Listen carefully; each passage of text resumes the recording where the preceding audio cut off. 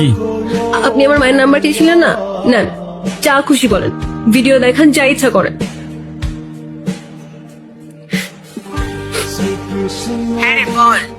Hello aunty, আসসালামু আলাইকুম। ওয়ালাইকুম সালাম। আপনি কে? এটা তো আয়েশার নাম্বার, ওর কিছু হয়নি তো? আরে না না আন্টি, ওর কিছু হয় নাই। আন্টি, আয়শার ব্যাপারে আপনাকে কিছু কথা বলার জন্য কল দিলাম। হ্যাঁ বলো। আন্টি, আপনার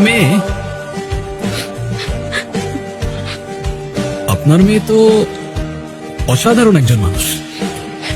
আমি ওর ক্যাম্পাসেরই ফ্রেন্ড। ক্যাম্পাসের সব টিচাররাই ওকে অনেক ভালোবাসে। ক্যাম্পাসে ওর মতো আরেকটা মেয়েও নেই। আমি ভাবলাম যে মেয়ে তো ভালো, তার মা না যেন কত ভালো মনে মানুষ। তাই ওকে বললাম আপনার সাথে একটু কথা বলার সুযোগ করে দিতে। ও মা, তাই নাকি? Thank you, thank you. তুমি তো খুব সুন্দর করে কথা বলো। শুনো, তুমি আয়েশার সাথে আমাদের বাসায় আসবা, কিন্তু তোমার কিন্তু দাওয়াত রইলো। ঠিক আছে আন্টি, আসবো ইনশাল্লাহ। ভালো থাকবেন আপনি। আল্লাহ হাফেজ।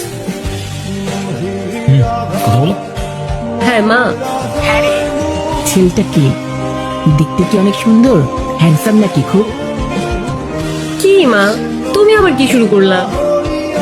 আরে বল না। দূর মা, আমি এত কিছু বলতে পারবো না। আমার বাসায় আসতে সন্ধ্যা হবে, বাই।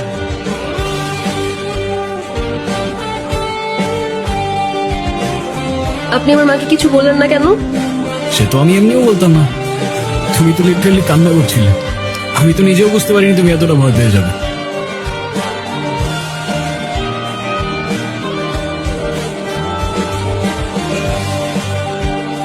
এদিকে তাকাও, এদিকে তাকাও।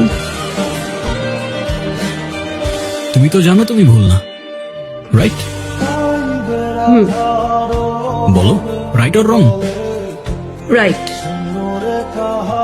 তো তুমি নিজে যখন জানো তুমি রাইট, তোমায় যে যতই ব্ল্যাকমেইল করুক না কেন, দুনিয়ার কাউকে তোমার ভয় করার প্রয়োজন নেই।